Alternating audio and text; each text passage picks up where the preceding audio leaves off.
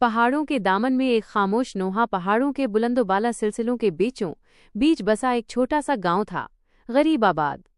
ये गांव कभी अपने नाम की तरह नहीं था, मगर वक्त की बेरहमी और इंसानों की गफलत ने इसे बंजर कर दिया था। कच्चे मकानों की दीवारें गिर रही थीं, गलियां गिर्द से अटी हुई थीं और बूढ़े किसान खुश्क खेतों को देखकर ठंडी आहीं भरते थे। यहाँ की मिट्टी प्यासी थी और लोगों की उम्मीदें दम तोड़ चुकी थीं। इसी गांव में आदिल रहता था, एक दुबला पतला लड़का जिसकी आंखों में एक अजीब सी चमक थी। वो दूसरे लड़कों की तरह गलियों में शोर नहीं मचाता था, बल्कि अक्सर गांव से दूर उस सूखी पहाड़ी पर जा बैठता जहां कभी हरियाली हुआ करती थी।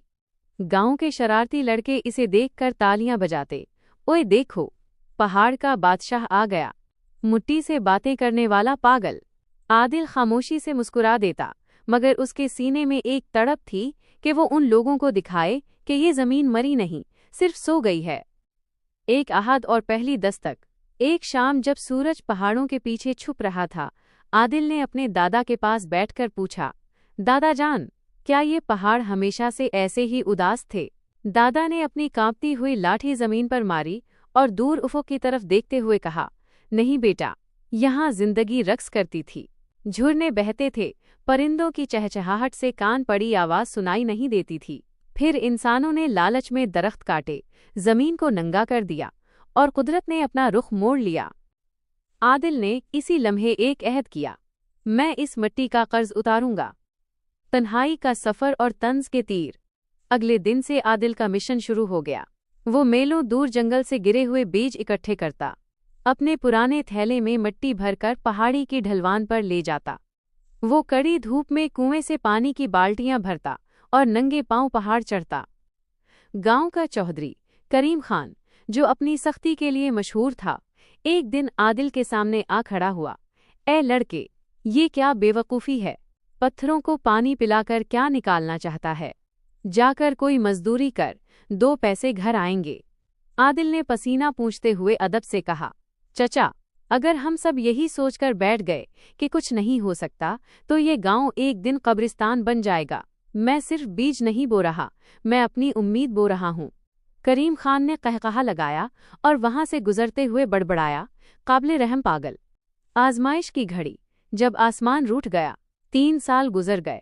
आदिल के लगाए हुए पौधे अब छोटे छोटे दरख्तों की शक्ल इख्तियार कर चुके थे, मगर वो अभी बहुत कमजोर थे। इसी साल वो कहत पड़ा, जिसकी मिसाल बूढ़ों ने भी नहीं देखी थी। बादल आते और बिन बरसे गुजर जाते। कुएं की तह में सिर्फ कीचड़ रह गया।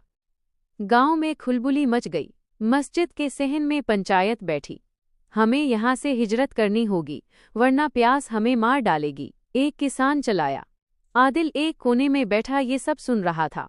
इसका दिल खून के आंसू रो रहा था। वो उसी रात पहाड़ पर अपने दरख्तों के पास गया। वो मुरझा रहे थे, उनके पत्ते पीले पड़ चुके थे। आदिल ने उनके तनों से लिपट कर कहा, अगर तुम हार गए तो मैं भी हार जाऊंगा। मुआजिज़े की रात। फिर कुदरत का करिश्मा हुआ। एक रात बादलों ने ऐसी गरज दिखाई कि जमीन लर्ज उठी।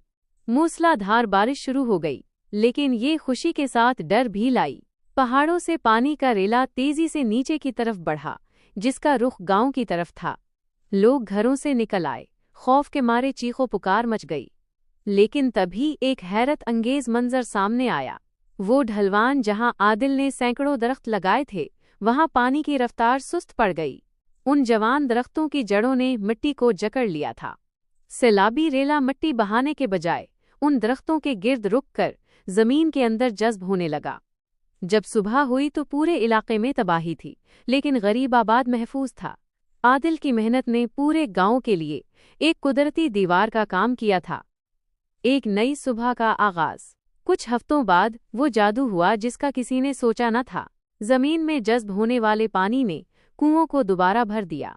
वो पहाड़ी जो कभी बंजर और भूरी थी, अब हल्की हरी चादर ओढ़ चुकी थी। पूरे गांव के लोग, बशमूल करीम खान और वो बच्चे जो आदिल को छेड़ते थे, पहाड़ी पर जमा हुए। करीम खान ने आदिल के कंधे पर हाथ रखा। उसकी आंखें नम थीं। बेटा, हमने तुम्हें नाकाबिल समझा था, लेकिन हकीकत ये है कि हम ही इस मिट्टी के काबिल न थे।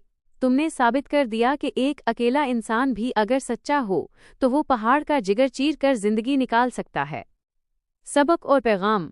आज गरीबाबाद का नाम बदलकर सब्जाबाद रख दिया गया है। अब वहाँ हर साल एक मेला लगता है जहाँ सबसे ज्यादा पौधे लगाने वाले बच्चे को आदिल अवार्ड दिया जाता है। आदिल अब बूढ़ा हो चुका है, लेकिन वो आज भी इसी पहाड़ी पर बैठता है। एक बार एक बच्चे ने इससे पूछा, सितारा दादा, क्या मैं भी दुनिया बदल सकता हूँ?